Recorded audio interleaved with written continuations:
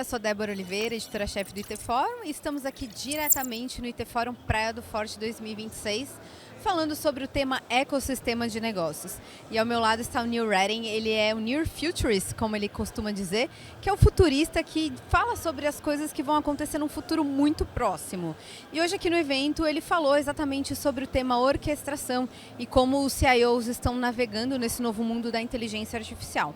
Então agora eu vou mudar para o inglês, porque ele fala inglês, e a gente vai conversar um pouco sobre essa temática. Neil, thank you very much for being here with us. Muito obrigado, Débora. Muito prazer. Thank you very much.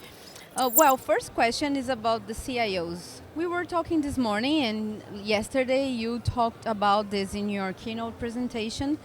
What CIOs should unlearn to learn again in this new world of AI? So what is your tip about it?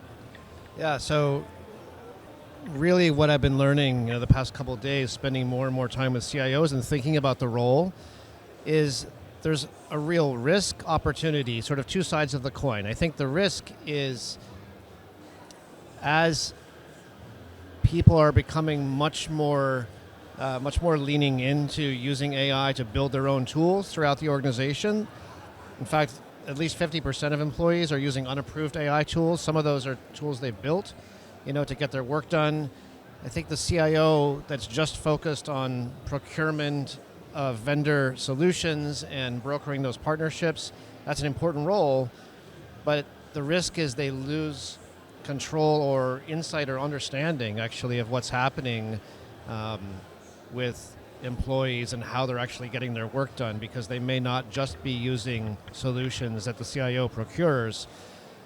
And so there's this increasing incoherence and shadow execution, shadow AI we've talked about. But the other side of that coin is really this huge opportunity, I think, for CIOs to become much more strategically involved in leadership. And I think the way they can do that is to develop a firsthand understanding of AI through a delegate-first approach, which is how I described it from...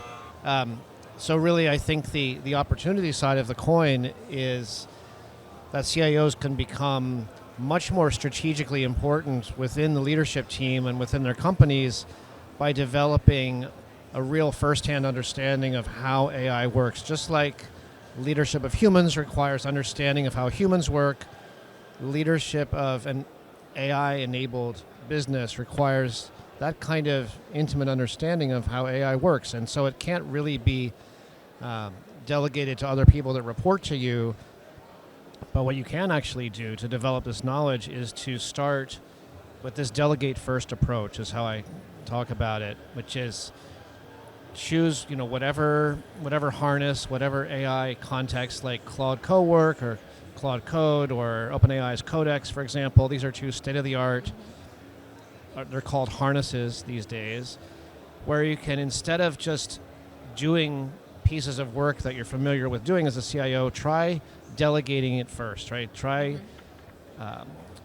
taking that work and delegating it to an agent or a set of agents. And these harnesses, Claude Code, Cowork, Codex, are very, very good at helping you kind of break down your high-level idea into executable multi-agent workflows or tasks.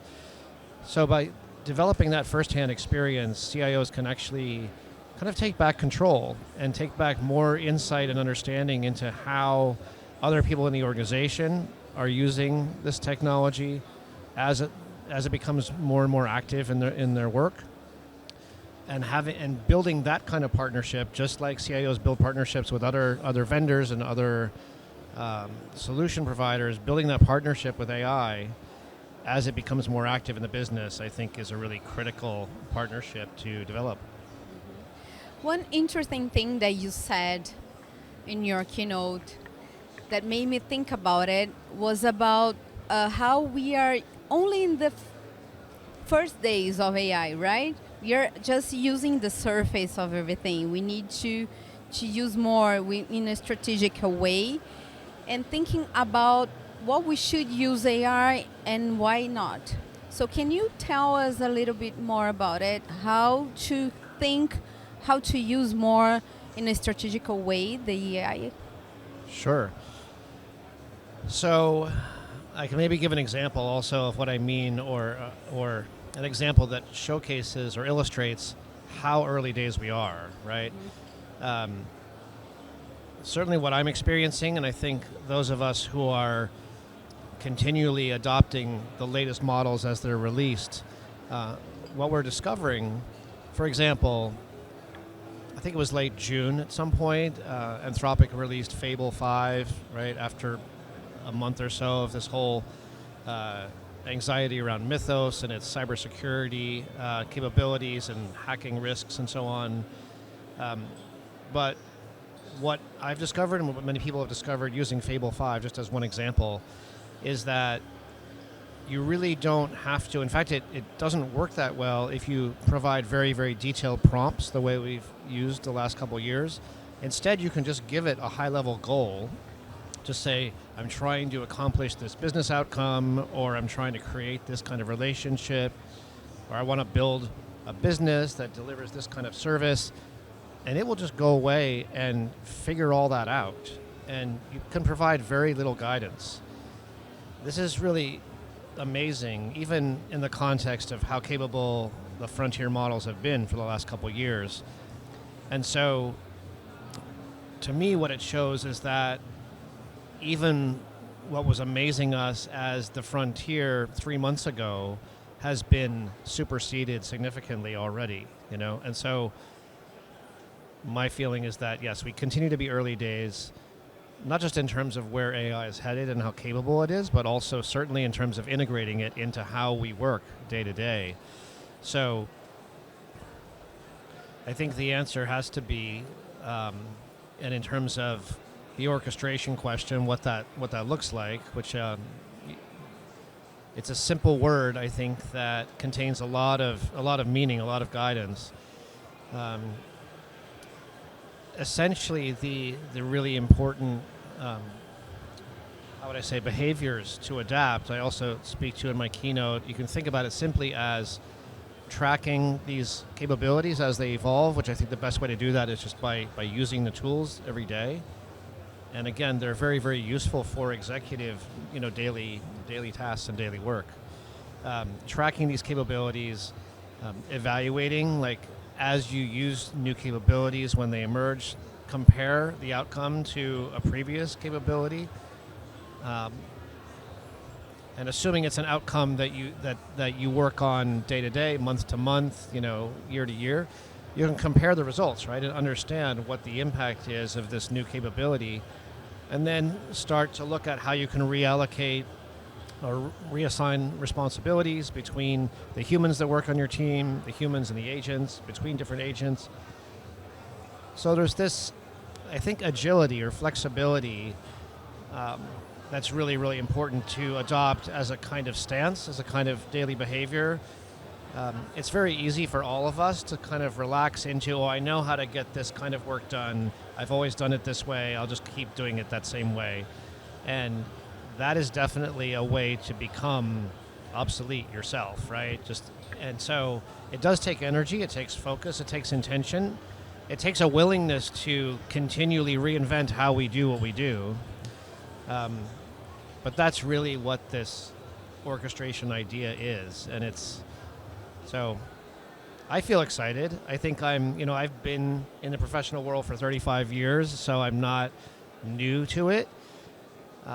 But for me, what keeps me excited every day is the anticipation and the fulfillment of that anticipation as new things become possible all the time. This is how I summarize what is it to be a near futurist. I don't look at what's far out. I look at what's right around the corner and how to engineer that possibility into some practical value for companies. So I think the CIO has a huge opportunity to become that, kind of become the near futurist for the company. You are a near futurist, right? But looking the future, that we don't know what's going on, because we never know what's going on, even tomorrow. So how can we prepare ourselves and companies prepare their team to something that we don't know what expect? Yeah, I think I would just underscore what I was just saying, which is that I mean, maybe it's like the weather in some way. I mean, like we don't know exactly what's coming, but you can wake up every morning and sort of look, and maybe you look at the forecast and you can have a sense of what's coming the next 6, 12, 24 hours. But the only way to really prepare, I think, to me, the most important preparation is developing this habit of mind and behavior that we could call agility, right, or flexibility. Adaptability is a word that a lot of people kind of in my circles are using right now, that because when people talk about the future of work, and this is true of the work of the CIO as well, what the expertise that you've built throughout your career that got you to being a CIO is rapidly becoming feasible for AI in many cases, including building and maintaining partnerships, right? So it's kind of like what got you where you are now is not what's going to get you to the next 5 years. And so the only solution to continuing to be not just viable, but strategically critical in your business is to develop, this almost like joy in continual evolution of our own capabilities, our own focus. And so showing up every day, I think, and engaging, creating an environment with this technology so that you allow it to be more active as a participant in your work, I think is critical. And again, the way to get there, I think, is this delegate first approach, and just keep trying delegating. If it doesn't come back how you want it, create better context, provide the context in a conversation with AI, and then keep going. Thank you. And a final message for our audience and, tech industry in general. Can you give us a final message? Yeah, I think the future is very exciting, actually. Don't be afraid of it, right? Yeah, don't be afraid of it. I think that, I think there's a lot of, how would I say, inclination that's driven by fear-mongering media, a lot of sort of fear-driven provocation that we have from across the board. But I think the best way to remain excited and positive about the future is to realize that we co-create it. I mean, we create it together, and it's not something that's just coming at us. It's we're involved, and especially CIOs, right, have this knowledge, this expertise, and particularly networks of people that are kind of the most powerful resource that we have. The connections that we have with each other are exactly the ecosystems that give birth to every tomorrow. Every new day is something created by the ecosystems that we are a part of. So yeah, I feel like the future is something that we all create every day, and so that's why I'm excited about it. So I encourage people to take that on as well. Take that mental model or that orientation of we're creating the future. It's not happening to us. Well, we have a very exciting future, right? I think so. Yeah. So thank you very much again for your time, Neil. Muito obrigado, Deborah. Obrigada. E para você que acompanhou a gente, não esqueça de curtir, comentar, também compartilhar essa entrevista. Até a próxima.